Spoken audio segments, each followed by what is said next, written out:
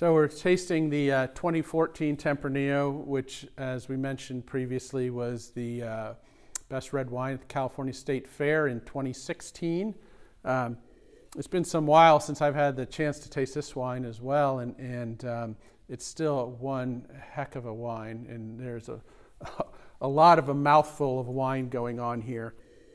So it's got a ways to go still, but just stepping back a little bit with Tempranillo in our vineyard, we planted this in 1998, and I had said we have 2 blocks of Tempranillo, and this comes from the oldest block, this Clone 1, which actually tends to yield less, and strangely, it's an alternate bearing almost clone, and so some years we'll have a lighter crop, and some years we'll have a bit of a heavier crop, but it never yields very much, but it makes incredibly concentrated wines, incredibly tannic wines, and structure to them.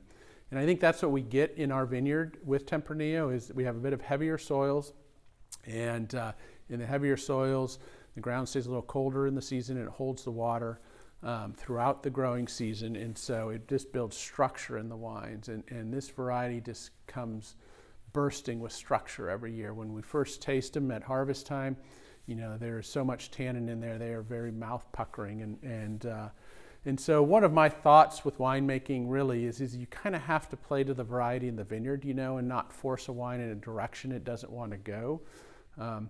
It's like kids, their personality is what it is, and you're not going to turn an artist out of a scientist and a scientist out of an artist, and the same thing goes with grape varieties, in that in certain vineyard sites, they kind of want to express themselves in a certain way. And for us, Tempranillo in our vineyard just creates this incredible structure. And so if we're looking at this wine, 6 years down the road, it's still got a lot of fruit to it, but it's starting to develop some of those savory notes that come through with extended cellaring and bottle aging. And you still got the dark fruit flavors there. There's still this kind of savoriness, and there's oftentimes I get with Tempranillo, there's almost a tobacco-like quality.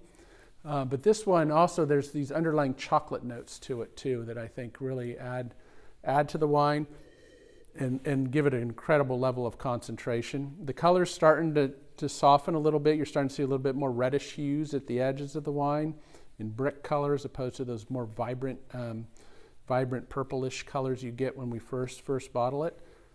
But it's drinking very good right now, and I think it's going to continue on for quite some time. And so we don't have very much left of this. So if you want to get it through this gift pack, now's a great time to do that. And I'm going to enjoy the rest of this glass here now, and I'll talk to you guys later.